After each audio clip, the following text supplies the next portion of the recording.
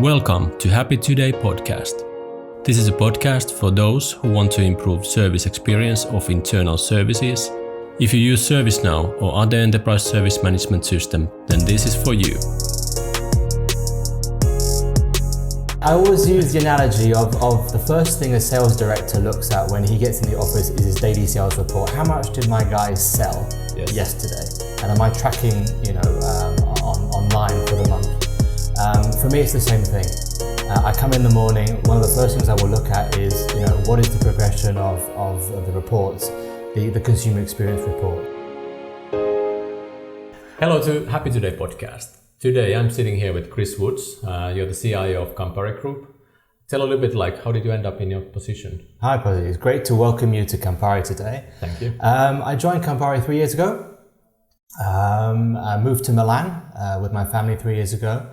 And have been focused since then really on how we transform the IT organization to be much more of a business partnering organization and how we ensure that the group benefits from technology to drive business results. All right. Sounds really good. What about employee experience and customer experience? What does it mean to you and Campari? It's absolutely essential. It's at the heart of what we're trying to do. I really want to bring the concept of consumer experience that we experience every day outside internally into Campari and embed it in the way that we deliver IT services. When we have a great experience, we want to consume more. So I want my Camparistas, my customers, to consume more of my technology. All right.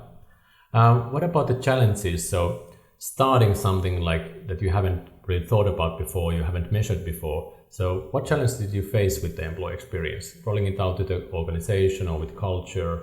I think the biggest challenge that we have faced and we are still facing is culture. How do we move the mindset of people from focusing purely on SLAs and KPIs to what's really important, which is actually how do our customers feel? And how are they measuring our service? How do they experience our service? And it takes time. It takes time to get that change embedded in the everyday way of working. And not just internally, also with our providers as well. There's not many providers as well and partners that also have this consumer experience mindset. True. People are still stuck in the old ways of having SLAs and just doing the minimum, but maybe not thinking about how does the consumer actually and the employee actually feel about the service. What kind of pains or problems do you actually seek to fix with having experience data, having it available all the time? I think being able to address the core problems around or the core pain points around service will actually lead to better adoption of technology and actually help strategically drive better digital transformation within the organization. So it's absolutely fundamental for me in terms of delivering a seamless consumer-grade experience of service to the successful delivery of the IT strategy as a consequence of the business strategy. Okay. Are you also using employee experience kind of part as showing the value to your business stakeholders of what is IT actually providing so that IT is not always just thought about as a cost pool? How does that resonate? Yes, absolutely. I think we always fall in the trap of having the discussions with the CFO on how much percentage we can reduce from the budget. And I really want to be able to flip that discussion to being how much money, how much budget do you want, Chris, to be able to continue to transform our business through technology. Yeah. Now that you have had the data for a few months, how would it feel to come now to work and not have it? I always use the analogy of the first thing a sales director looks at when he gets in the office is his daily sales report. How much did my guys sell yesterday? And am I tracking, online for the month? For me, it's the same thing. I come in the morning, one of the first things I will look at is, what is the progression of the reports, the consumer experience reports.